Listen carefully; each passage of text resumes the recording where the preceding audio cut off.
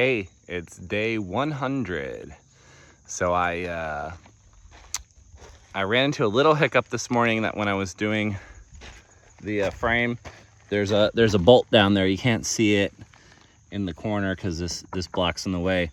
But that's what anchors the plate down to the cement, and I didn't have the right socket for it, so I just kind of got as far as I could, and then I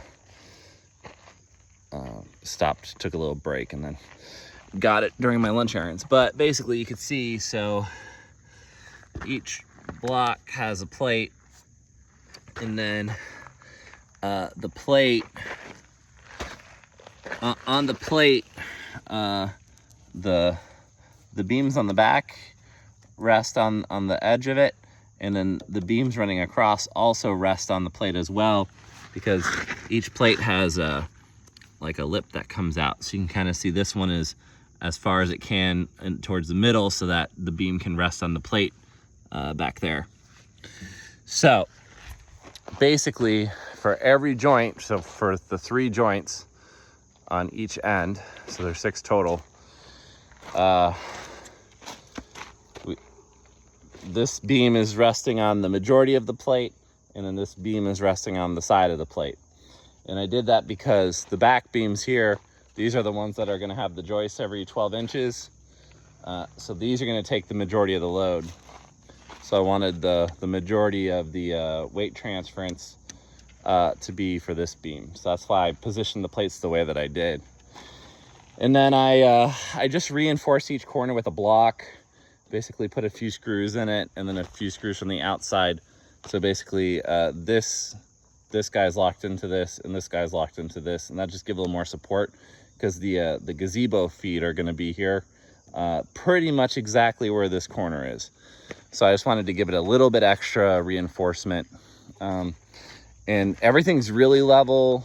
There's like a couple corners that are like, one's a little very slightly high, one's very slightly low, but the bubble is like almost centered. So I'm kind of cool with that. The only funny thing is, this corner and the middle here, they're resting directly on the plate. This corner and this middle are resting directly on the plate.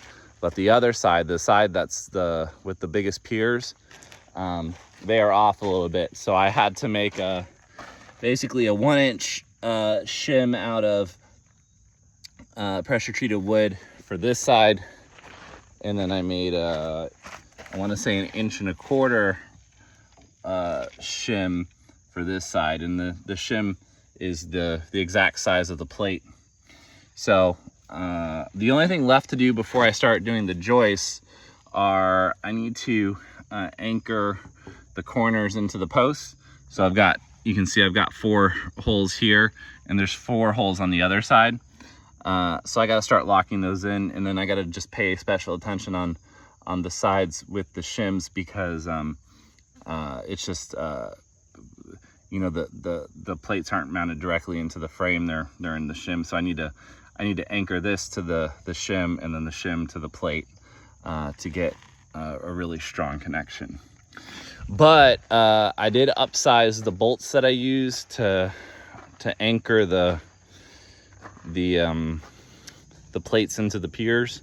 So those are 1/2 inch. Originally I was going to do 3/8, but then I did a little bit of research and I saw that 1/2 inch bolts are significantly stronger than the 3/8, even though they're only off by 1/4 inch. So I did that. And so my goal tomorrow is to lock all of them into the piers and run all the joists. So there's going to be joists every 12 inches. And I did that just because I have a pretty long span across. So like normal joist spacing is 16 inches. I did that just to give it more added strength. And then I'm going to do blocking twice. So instead of just blocking halfway, I'm going to do blocking a 1/3 of the way on each side. And in between that and the 2x6s that are going to go on top, I'm hoping that's going to give it enough strength to keep it strong, and because there is essentially a 12-foot gap between. And I don't know, I've heard some people say You know, and I use ChatGPT also to help verify things, but this is the experiment. I'm curious if that's enough strength. And I'm not building a house on it. I'm just putting the gazebo. The gazebo is not crazy heavy. I think it's like 350 pounds, but we'll see. I'm hoping it's strong enough to withstand the gazebo. I'm not too worried because there's direct weight transference into the corners, into the piers. I'm more worried about the stuff that goes in the middle. So, you know, the tables and the chairs and all that stuff. And I'm curious to see how strong it is. So we'll see how it goes. But other than that, I just did some planting the last couple days in the back in the evening. So I've got 11 trees planted, and I ran out of T-posts. So I need to get more so I could put up some more barriers for the deer.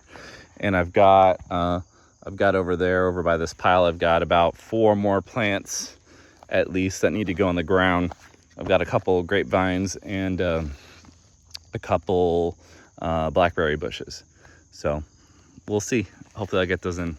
But the weather did cool down today. Weather's fantastic today. So I'm really hoping that fall weather kind of rolls in, and then it won't be so hot and humid and all that stuff. So that's probably where I'm at. Day 100. Gazebo progress is going a little slower than I was hoping, but it's getting done. So we're getting there. Ciao.